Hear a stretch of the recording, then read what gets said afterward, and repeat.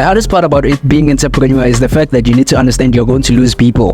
And the nice part is that you're not losing them, you're just actually letting them go. Most of people are not going to support you. Your friends, your family members, and so on, those are not going to be your customers. That means if you're an entrepreneur and you're looking to succeed in business, you must be aware of the laws that govern business. So, welcome to the Hustle with Fitnair podcast, where we share tips on how you can grow your business. Enjoy the show.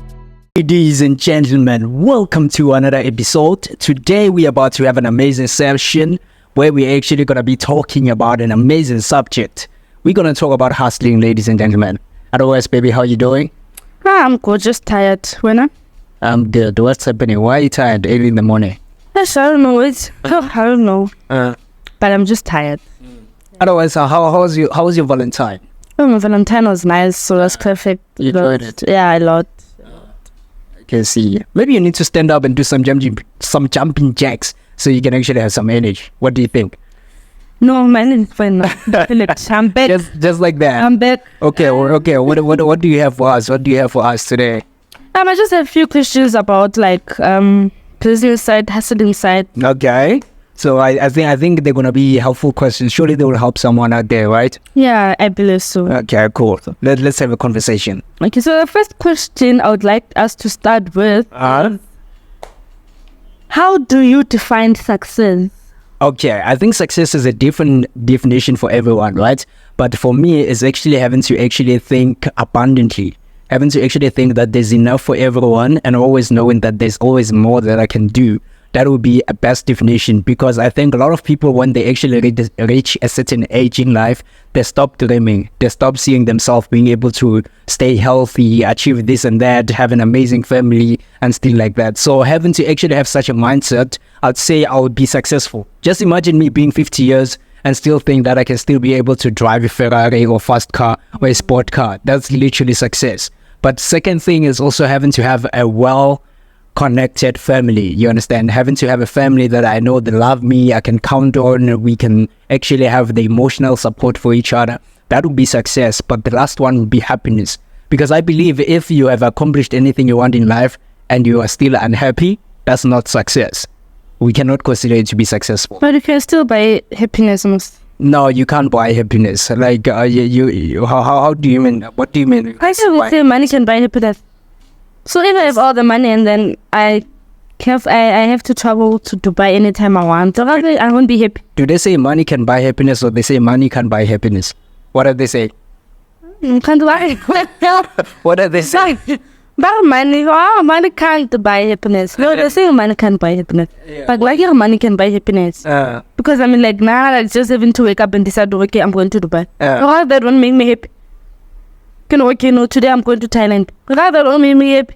Oh my guys. With your own money, yes, maybe you might be happy. But now, when we speak about somebody else's money, we know that there's always price for something. Everything has a price tag. So if you're going to buy because of someone is sponsoring you, you know that you're obligated to do something for them in return. No, yeah. My money. I'm talking about my money. Oh, your money. Yeah. Maybe you might be. It depends also. But so I can buy happiness. Yeah? I can buy happiness. Yeah. But depending on how you get in the money too. I think that's also important. It's not about the money. It's about how you get it. No, I get what you're saying before. What? You can be successful and all that. No, what I said is that you cannot accomplish anything you want in life and be unhappy and consider yourself to be successful. Because it's not guaranteed that going to Dubai is going to make you happy. It's not guaranteed. There are people who are in Dubai, but they're not in Dubai. You understand what I'm saying? It's not guaranteed that's going to make you happy. I understand. I'm saying it depends. Because I think happiness is a mental conditioning, and it's also about how you feel. It's a feeling. It's not something that you achieve by having to attain something. It's something you achieve by the way you feel about yourself, who you are, and how you feel about the choices that you make about life. Do you understand? So you can achieve anything, but if you're killing people and they're haunting you at night, you can't be happy. No matter how much money you have, you can still fly to Dubai and it won't make you happy. Because you're being haunted by spirits. You understand? Yeah. But okay. Yeah. So, if someone would ask you who is Koketso, what would you say? Who is Koketso? Are you a businessman? Do you consider yourself as a businessman? I am a businessman. I'm an entrepreneur. I'm a hardworking person. I actually hold to myself to the highest standard. I value myself the most. Do you understand what I'm saying? I think everybody does value themselves the most, but also I believe in myself, of which I think is also overrated, where we actually tell people believe in yourself. You understand? I think people have to actually be able to get themselves to do the work they don't want to do. So I'm that guy who actually pushes myself, very ambitious, and I'm not only ambitious, I follow through on what I want to achieve in life, and I try to make means to actually achieve that. You understand? But also I'm a positive person. I talk with myself nicely, positively, and respectfully, because I think most of people, they don't actually take care of their self-talk. And self-talk is something that can actually talk you into your goals or out of your goals. Do you understand? So you need to pay attention to how you talk to yourself. So I talk to myself respectfully, nicely, and I'm my number one fan. I vote for myself every day. I vote for myself every day. Yeah, I don't need people to come and vote. I already voted. You know. Yeah, I already voted in. 100% votes closed. Yeah, I'm telling you. And now I'm just being honest. So, yeah. Not to be prideful or anything. I'm just telling you, this is who I am and this is how I feel about me. Yeah. Okay. So, what's the hardest, since you said you're an entrepreneur, what's the hardest part about being one? What is the hardest part about what? Being an entrepreneur. The hardest part about it being an entrepreneur is the fact that you need to understand you're going to lose people. And the nice part is that you're not losing them. You're just actually letting them go. Because when you're an entrepreneur, you have to think somehow, right? Your thought pattern has to change. You have to think ambitiously. You actually have to get yourself to take action. You have to be the highest performer in the room in order to be able to accomplish something that you want to see happen. And another thing is that you don't have a paycheck. And it's like, that's the hardest part about being an entrepreneur. You don't have a paycheck. No one is going to pay you for what you do. You are going to pay yourself for your work. So you need to be aware of the hardships that's going to come with. No paycheck, no food, no money for rent, no nothing. You understand? So you have to make means to make sure that you're able to pay up your bills while you're building yourself up to success. Yeah. And another thing that you need to understand is that also most of people are not going to support you. Your friends, your family members, and so on, those are not going to be your customers. Your customers are somebody that you don't even know, you haven't met even yet, and you have to make means to meet them and be nice to them, and such that you can be able to convert them into your client. So why is it that family and friends don't support our businesses? It's because they think that your business is their business. That's what they do. Family and friends, they don't support your business because they think your business is their business. They have to eat for free. They have to do anything for free from that business. They actually have to get your service for free because it's your business, you understand? And you are their family member, of which does not correct. The mindset has to change. You understand? This is your business. You have started it because of you wanted to build it to success. And if they want your service, they must be able to pay for that. But since now they're seeing that you want them to pay and they don't have the money to pay, then they're not going to support your business. But then if it says they have the money. Yeah. I was about to say, if it says them not having the money, they do have the money. They'd rather go to someone else. Yeah, because they're entitled to get it for free from you. Yeah. Isn't it that you cook and then they eat for free? Actually, we must charge them. You cook, they eat for free. You must charge them. I cook, I dish up for you 50 rand. You cook, they get. You must charge them. That's how it happens. Yeah, because you're part of the family, and the best come for free. Mesh. Yeah. That's why businesses in this phumeleleha because of family and friends, they discount to they don't know mal. Yeah. So if now you're someone who actually doesn't allow that, they will not be part of your business and so on. So people are going to buy like full price and so on. Those are people who are strangers because they wouldn't ask for a deal from you. They don't know you that well. Do you understand what I'm saying? Yeah. So what's your favorite part about being an entrepreneur? The favorite part about being an entrepreneur is the fact that you actually have to be a different person in order to succeed. You know? So the current version of me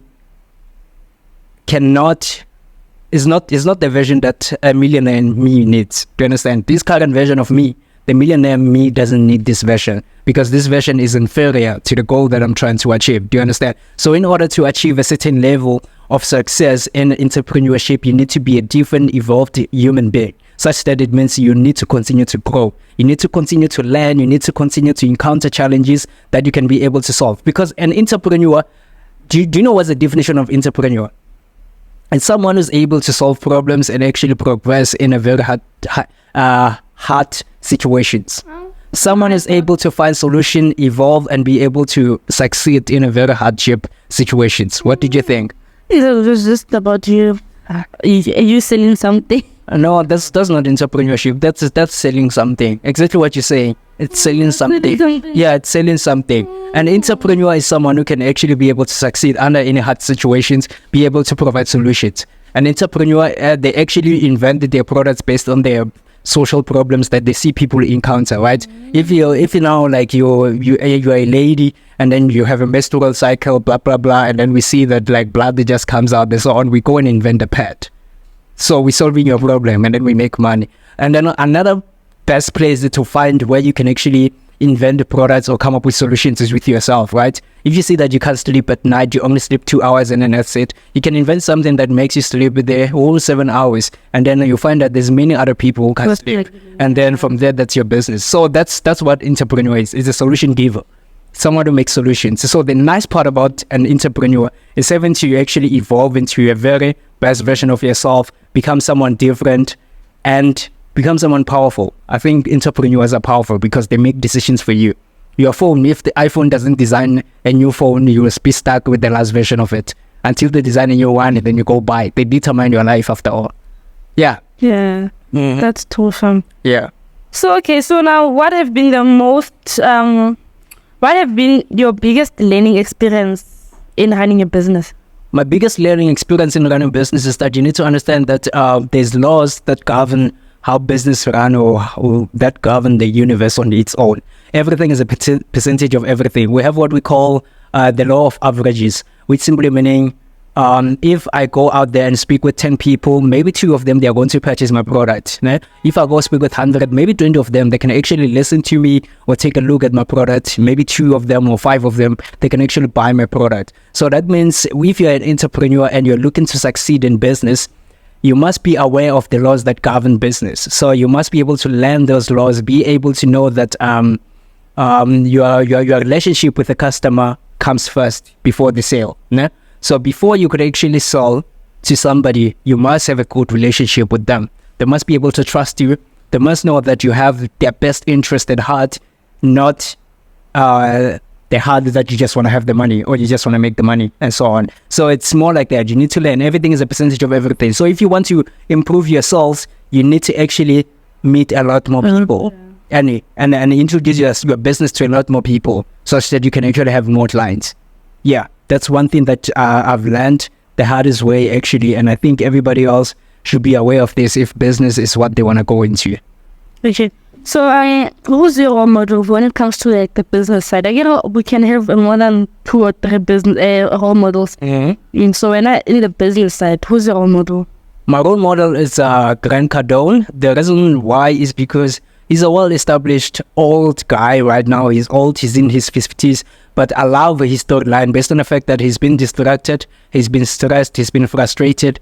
He even thought of he lost, I can relate to his story, let me just say so. I can relate to his life story. And now he actually has managed to build big empires, you understand? Through what? Through passion, you understand? Through, learning. He had to learn what he's doing and he had to do it on his own. Because he was living in obscurity at some point, of which nobody knew him. And then he had to make a name for himself. So that for me, it's inspirational enough and encouraging to actually stay on course. Yeah. Okay. So I don't have much to comment on that one. Mm-hmm. So I'm going to go to the next question.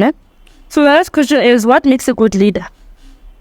What makes a good leader is being a good follower, because you cannot be a leader if you're a terrible follower, right?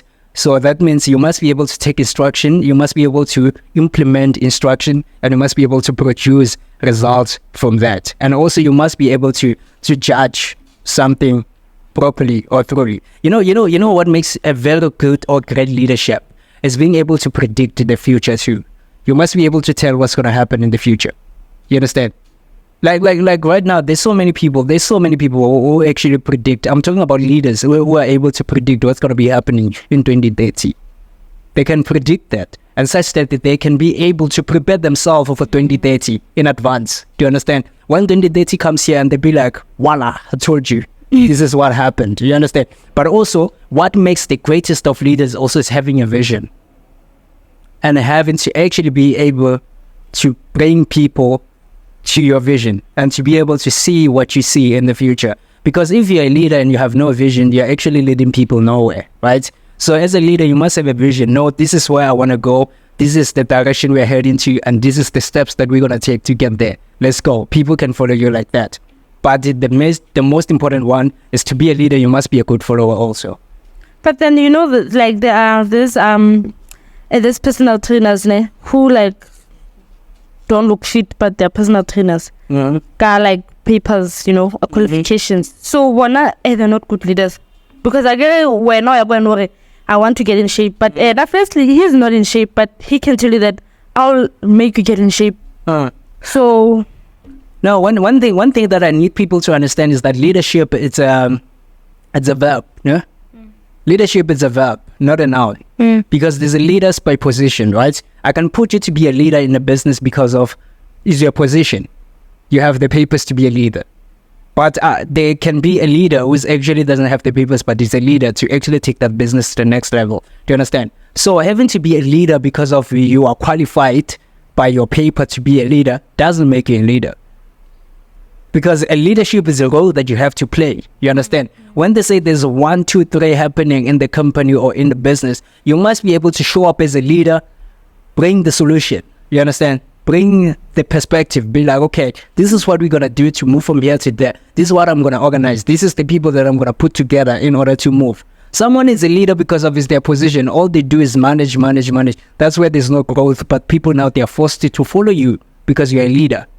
They said you are a leader, you understand? But when you are a leader because of you practice being a leader, people are not forced to follow you. They choose to follow you. They understand? Because of you're a leader naturally, they will just follow you. You don't have to tell them, hey, follow me, this is where I'm going, blah, blah. No, they will come because of they see that this guy has a direction, he knows where he's going, he has the vision. I would love to actually be part of his mission. Do you understand what I'm saying? Yeah. So having to speak about personal trainers, we actually are not fit, but they're actually running the fitness programs and they're trying to help people to get in shape. I would say, if maybe I was a client, I would actually look at someone who has results and who can be able to produce a result, because that on its own, it's a proof that this person can actually produce results since they look that way, instead of me having to actually work out with them because maybe the gym hired them or because they have the papers. You understand? Because after all the concepts that you know, I feel like when you come into fitness, it's more about doing than it is more about having to say, I know. It's not more about knowledge, it's more about the practice. So someone who have practiced that, they actually have a better experience compared to someone who knows it. So also another example, or something that I want to add on, it's that, let's say we're married, and then we're having like challenges in our marriage, and then we go to a marriage counselor. How did I go? I got divorced. Do you think we're gonna sit there and listen to her? Yeah, some people sit there and listen. But how can she advise us if she failed her own marriage? No, I'm saying some people still listen. I understand what you're saying or what you're trying to say, but some people, they still listen based on the fact that it's a counselor now. The counselor, right? And after being a counselor, I think there's this saying, listen to. I think even me, I can listen to her. You know why? It's interesting because she'll tell me how she felt, and then I don't do it. You understand what I'm saying? There's this saying that they say, listen to unsuccessful people, ask them what they did to be where they are, and don't do it. Do you understand what I'm saying? Because they will tell you, this is what I did to be unsuccessful. And go listen to successful people, what they did to be where they are, and do what they did so that you can be where they are. Do you understand? So even people who fail, they are worth being listening to. So we can know what not to do. You understand? Though I would listen to her just to listen to not what to do. Now, if, let me say, maybe I went there with a mindset of like, I want to hear how she can help me fix my marriage, right? And then she told me she divorced. Now my mindset changes. I want to hear how she got divorced. That's the storyline now. So that I don't go and do it and get divorced. Yeah. Oh, yeah. No, I get the one. Yeah. Get the one. So also, the next question that I have will be, what makes a bad entrepreneur? What makes what? A bad entrepreneur. I just don't think there's nothing that makes an entrepreneur bad, other than them not wanting to learn or not marketing themselves also. Not really. Yeah, of course, marketing is important, but let me say, them actually having to feel sorry for themselves, you understand? And all of those. I think that's the thing that actually also being emotional, also being emotional. I think that's what just hinders them from succeeding or having to realize their full potential, because of they will sit down, be complaining, being like, this thing, why is it not moving? I'm terrible, and so on. You understand what I'm saying? But after all, I don't think entrepreneur is a bad experience. It's a good adventure. Very good one, adventure. That's where you get to discover your damn self. Yeah. Okay. So now, what motivates you? What motivates me is the reason why I do what I do. Because I feel like most of people usually actually say this. Like, it sounds so cliche. They'll be like, when your why is strong, the how become easier. I agree with that. But with that being, I would say, when your why it's hurting you the most, I think the how becomes like, it becomes not an option. It becomes like you don't have an option. You understand? If the why hurts, the how becomes non-negotiable. Do you understand what I'm saying? If the why hurts, the how becomes non-negotiable. So if you're coming from a situation where you are hurt, very hard, like you grow up miserably, you don't like the life you used to live, and only you are the person who can make it better and make it different, I think you can't negotiate with the why. With the how, I mean, you can't negotiate with the how. You have to get down, get to work, push yourself, do whatever that you have to do in order to put yourself in a different place. So that's how my motivation comes, is because I come from a very hardship or a very hurting childhood. Do you understand? So for me to actually be in a different place, it's on me. Do you understand? Because I'm the only child, my father passed away, and so on. So I have to make things happen. So I can't negotiate with me having to actually be in action and having to make things different. So is it true that 90% of successful people are the one who had like a half background? It's exactly like that. It literally just supports what I said. These people come from a hard background, right? Like, they've actually had a very hardship growing up. So for them to actually be in a different place right now, they actually have to take action. They actually have to put themselves there. They don't have anyone who's going to hand them a very stable life. There's no one who's going to hand them like a car or whatever. They have to work for it themselves. So they actually have to put themselves in such situations because of their mindset. They know that for everything that they want in life, they have to work for it. It's not the thing of like they have to be inheritance that comes from just the phone call away. So yeah, they don't have to call anybody if they need something, because of literally, even if they call, no one is going to be able to answer. So I think that's the reason why. Okay, and what advice would you give to someone who just started their own business? Advice, I would say what you need to understand is that our business is lonely, né? It's going to be very lonely when you actually start it. You actually, as I said, you're not going to have more friends supporting you. Some of the friends, they will actually drop you. They'll no longer be your friends. They will actually become your fucking enemies. Like, they'll tell you like, hey, that thing of yours is not going to work. Who do you think you are? Blah, blah, blah. They will actually become your enemies and even haters. And I love the fact that it will be obvious to you. It's not something that you'll have to wait for to experience. And another thing you need to understand, that strangers are the lifeblood of your business. So in order for you to grow or move your business to the next level, you'll have to meet more strangers. And in order to be able to meet more strangers, you'll have to put yourself out there, right? Go to events and meet new people. You know, I'm not talking about clubbing. You can't meet clients there. It's all about clubbing. Nobody cares about your product there. I'm talking about personal growth events. And like, maybe you selling drugs or stuff. Yeah. Now we're talking about going to seminars. Ne? When you go to seminars where you can actually get to introduce yourself, maybe go on the street, introduce yourself to people, hold the board, show them your product, let people sample whatever that you're having.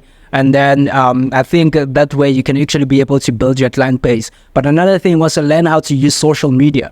I feel like social media help us to actually reach a lot more people than we can ever reach in real life. Do you understand? Because if now you're posting a picture, someone in China can be able to see your product other than you having to walk here to China and show it to them. So you're only going to be limited to how much you can be able to do if you don't use social media. So I think social media is going to be the new, like as it is even now, it's actually bigger, but it's going to be bigger than it is when it comes to having to do business. I feel like business is becoming easier nowadays because we can do it over social media instead of opening a shop and so on. Yeah. But another last point is that just be a nice person. Be a nice person. They usually say a man without a smile shouldn't open a shop. So if you're not a good person, I feel like your business will not succeed, because people will have to interact with you. Your customer experience will have to be amazing in order for people to keep coming back. So when you're a nice person and people can talk to you, people feel like you're a good person that they can talk to or interact with, they will literally recommend you to their friends, and they will open up to their family members and so on, such that you can be able to sell more and succeed on your business. Yeah, I think that's it.